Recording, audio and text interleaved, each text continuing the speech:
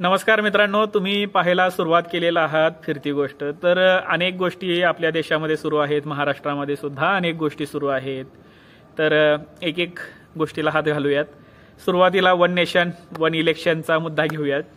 आता सर्वात महत्त्वाचं म्हणजे की एक देश एक निवडणूक याचा म्हणजे घटना दुरुस्ती 129वी आज विधेयक मांडण्यात आला होता मेघवाल यांच्याकडून, आणि याचे अध्यक्ष होते राष्ट्रपती, आपले माजी राष्ट्रपती कोविंदजी, रामनाथ कोविंद। आणि हे विधेयक मांडताना रामनाथ कोविंद यांचे वक्तव्य थोडेसे महत्त्वाचे वाटतात। आणि त्यांच्या मते जर पाहायला गेलं तर 2029 आणि 2034ला एक देश एक निवडणूक शक्य आहे असं त्यांचं मत आहे। आणि त्याचं कारण असं आहे की त्यावेळेला म्हणजे त्यावेळेपर्यंत आपल्या भारताची अर्थव्यवस्था किंवा आर्थिक वृद्धी ज्याला म्हणतो आपण ती 10 ते 11% या गतीनं आपण वाढणार आहोत। आणि जगाच्या पाठीवर आपण 3रे ते 4थे देश असे असू की ज्याची इकॉनॉमी म्हणजे अर्थव्यवस्था सगळ्यात बळकट असेल। आणि त्यामुळे आपल्या देशामध्ये एक देश एक निवडणूक होणं शक्य आहे।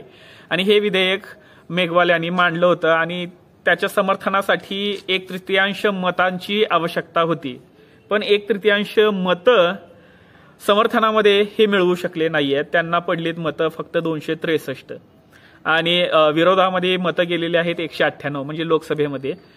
आता या समर्थनासाठी म्हणजे हे विधेयक मंजूर करण्यासाठी एक देश एक निवडणूक मंजूर व्हावं यासाठी 32 पक्ष एकत्र आलेले आहेत। 32 पक्ष एकत्र येऊन सुद्धा 1/3 मतं ते मिळवू शकलेले नाहीयेत। आणि विरोधामध्ये फक्त 12 पक्ष होते आणि 12 पक्षांनी मिळून 198 मतं दिलेली आहेत विरोधामध्ये।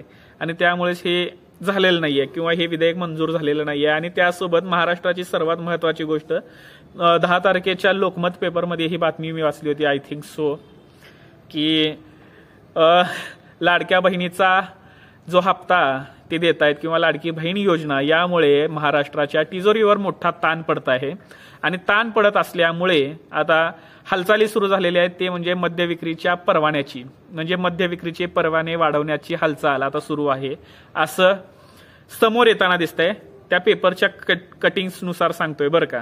आता त्या कटिंगनुसार जर पाहायला गेलं तर शेतकऱ्यांच्या उत्पादनासाठी किंवा शेतकऱ्याच्या हिताच्या योजना राबवण्यासाठी महाराष्ट्राच्या तिजोरीमध्ये पैसा नाहीये असं कृषी मंत्री माणिकराव कोकाटे यांनी मान्य केलेलं आहे। त्यामुळेच या गोष्टींना आता जरा खतपाणी जास्त मिळत आहे, ते म्हणजे मद्य विक्रीचे परवाने आता वाढतील आणि लाडक्या बहिणीचा जो बोजा महाराष्ट्रावर पडलेला आहे तो कमी करण्याचा प्रयत्न पुन्हा आपले तगडे मध्यवीर करणार आहेत। ज्याप्रमाणे लॉकडाऊनमध्ये दारुड्यांनी आपला महाराष्ट्र वाचवला, देश वाचवला आणि अर्थव्यवस्था बळकट केली, त्याच मद्य विक्री आणि त्याच दारुड्यांमुळे महाराष्ट्राच्या लाडक्या बहिणींना आता पैसे मिळू शकतात कंटिन्युअसली, म्हणजे सातत्याने। त्यासाठीच परवाने वाढतील आता, अशा गोष्टी समोर येताना दिसत आहेत।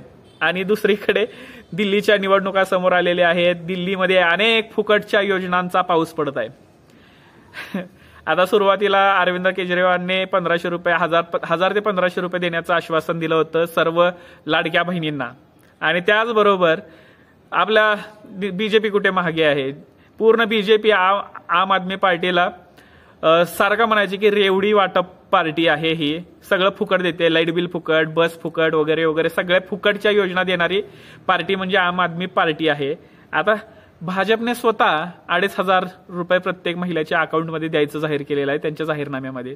आणि काँग्रेसने सुद्धा अशीच घोषणा केलेली आहे आणि विद्यार्थ्यांना 8500 रुपये विद्यावेतन देण्याचा निर्णय म्हणजे जाहीरनाम्यामध्ये टाकलेला आहे।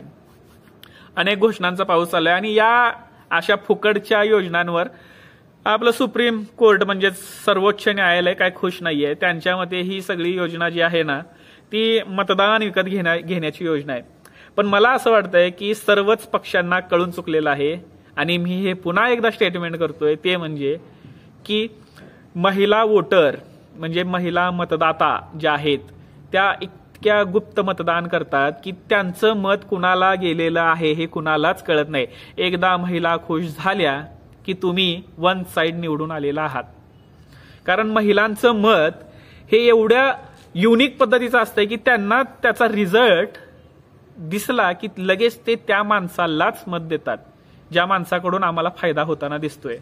ते कोणत्या धर्मामध्ये अडकत नाहीत, कोणत्या जातीय दंगलीच्या गोष्टींमध्ये अडकत नाहीत, त्यांना इंटरनॅशनल गोष्टीशी काही देणं घेणं नसतंय किंवा त्यांना तुमच्या त्या तोडाफोडीच्या राजकारणाचं सुद्धा काही देणं घेणं नाही. त्यांचं स्पष्ट आहे, मी घर चालवते, माझ्या घरामध्ये गरजेच्या वस्तू कोण मला देऊ शकतं किंवा कोणत्या पद्धतीनं माझ्या हातात पैसा येईल या गोष्टींकडे महिलांचं लक्ष असतं आणि त्यावरच त्यांचं मत ठरतं.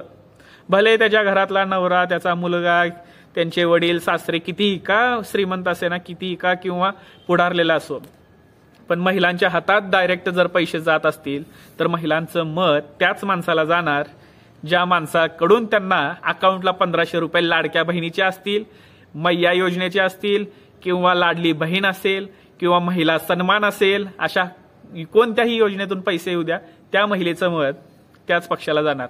ह्याची अनेक उदाहरणं आहेत. सुरुवात याची कुणी केली माहिती आहे का? ममता बॅनर्जीने पश्चिम बंगालमध्ये सुरू केलं, त्याचं वारं तामिळनाडूमध्ये गेलं, नंतर हरियाणा, मध्य प्रदेश, झारखंड, त्यानंतर महाराष्ट्र, अशा प्रत्येक राज्यामध्ये हे लाडक्या बहिणीचं किंवा फुकटच्या पैशांची रेवडी कामाला आलेली आहे.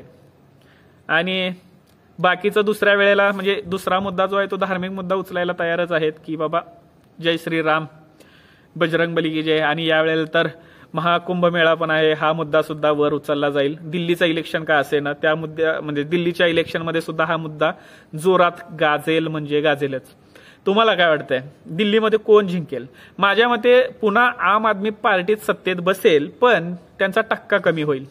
पण कितीने कमी होईल हे सांगता येणार नाही, कारण काँग्रेसचा मतांचा टक्का वाढतोय आणि काँग्रेसची वाढलेली टक्केवारी कुणाचे मतं खातील हे सुद्धा जास्त बघण्यासारखं आहे. कारण लोकसभा निवडणुकीच्या वेळेला आम आदमी पार्टी इंडिया आघाडीमधला मुख्य घटक होता आणि आता ते स्वतंत्र लढत आहेत. आता इथं बघण्यासारखं हे आहे की बाबा नेमकं काय होईल दिल्लीच्या निवडणुकीमध्ये. आणि हाय व्होल्टेज आहे, कारण केजरीवाल जेलमध्ये गेले होते, जेलमधून त्यांनी वेगवेगळ्या गोष्टी केल्या, त्यांच्यावर अनेक आरोप लागण्यात आले, ह्या सगळ्या गोष्टी काउंटर केल्या गेल्या, पण जनतेमध्ये ह्या गोष्टी किती पसरल्या हे माहिती नाहीये. आणि दिल्लीवर प्रचंड पैसा खर्च केला जाऊ शकतोय निवडणुकीमध्ये.